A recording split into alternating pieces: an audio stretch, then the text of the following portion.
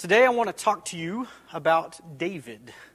If you want to follow along in your Bible, I'll be referencing some scriptures about David. Mostly in 1 Samuel is where we'll be, from around the 19th chapter into very well the end of the book. There's going to be doing some reading, but I'm going to be summarizing quite a bit of what is going on in David's life today.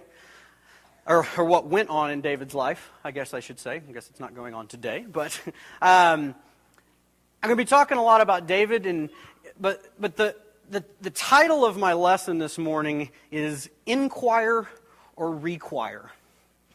I think we find David as a good example for a lot of things, and a bad example for a lot of things as well. We find him to be completely human. That's the most important thing that I think most of us kind of get out of the story of David, is that we see that he is completely human. He has his good days and he has his bad days. And it seems like even more so, sometimes his good days are much better than the good days you and I could ever have, and his bad days maybe are much better than the bad days we could ever have as well. He's far from the Lord, but he's close to him. He spends time with the Lord and he asks the Lord for things, and in some moments he turns his back completely on God.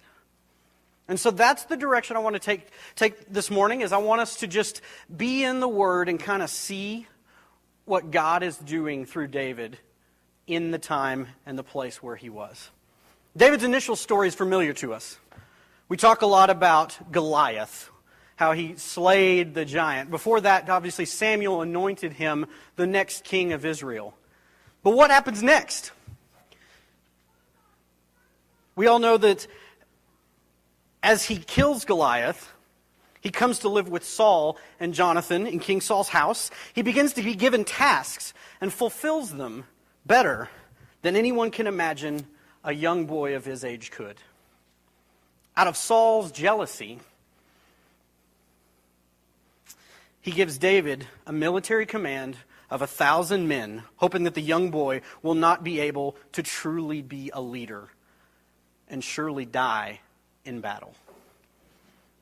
Because Saul is jealous, I'm going to repeat that, because Saul is jealous, he gives him a command and says, "Here, you go run this, and we'll see if you can take care of an army." Because Saul does not want him to inherit the kingdom. He wants his son Jonathan to. Instead, David excels at being a leader and becomes the top commander in King Saul's army. God is protecting his servant David. Saul tries to kill David because he realizes that God is on David's side. Jonathan helps David escape, and David becomes a hunted man. In 1 Samuel chapter 22, David is eventually joined by, and a direct quote, all those who were in distress or in debt or discontented. That's chapter 22 and verse 2. He becomes their leader as he is joined by these people. And it feels like a little bit like the Robin Hood story. Robbed from the rich to save the poor. All the discontented come and follow him. And they become his men, his army.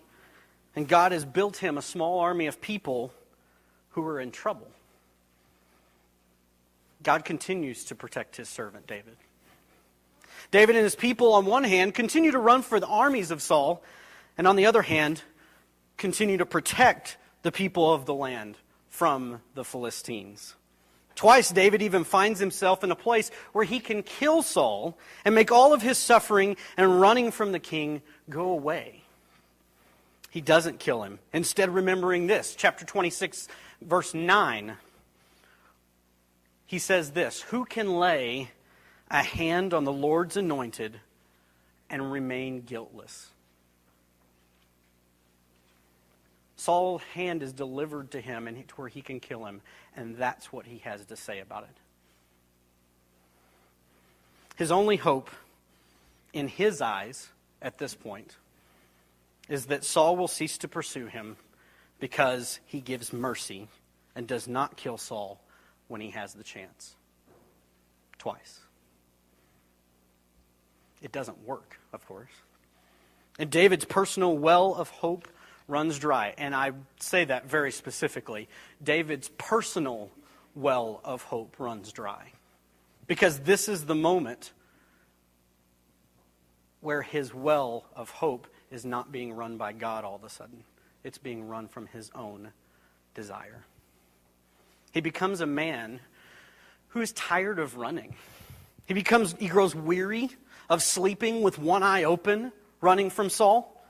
So he becomes the man that when backed into a corner, decides to fix his own problems instead of believing God's promises.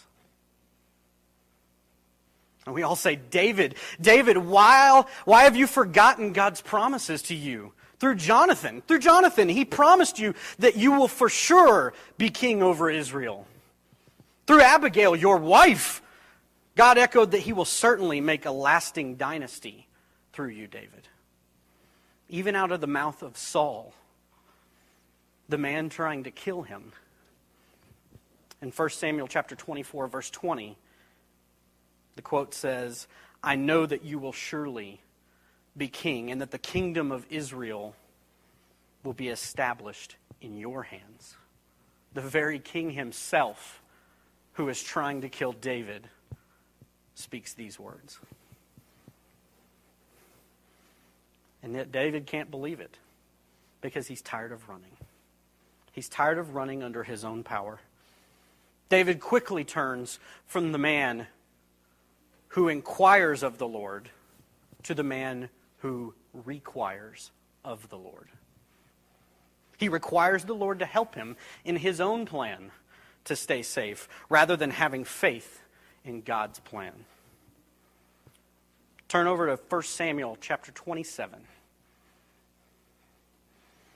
1 Samuel chapter 27 and verse 1. But David thought to himself, one of these days I will be destroyed by the hand of Saul. The best thing I can do is to escape the land of the Philistines. But David thought to himself. He didn't inquire of the Lord. He thought to himself. Then Saul will give up searching for me in Israel, and anywhere in Israel, and I will slip out of his hands. So David and the 600 men with him left and went to Achish, son of Maoch, king of Gath. David and his men settled in Gath with Achish. Each man had his family with him, and David had his two wives. Pardon my pronunciation. Ahinoam of Jezreel and Abigail of Carmel, the widow of Nabal. When Saul was told that David had fled to Gath, he no longer searched for him. Guess what? David's plan worked. Sort of. Because, did you notice where he fled to? Who is Achish? Achish is the king of Gath. Anybody else notice that Gath is the same place where Goliath the giant came from? So, he defeats Goliath the giant. He's told he's going to be, and he's anointed as the next king of Israel. He runs from Saul right into where? The enemy's territory. And it's a good idea to him, is the most amusing part. The most amusing part.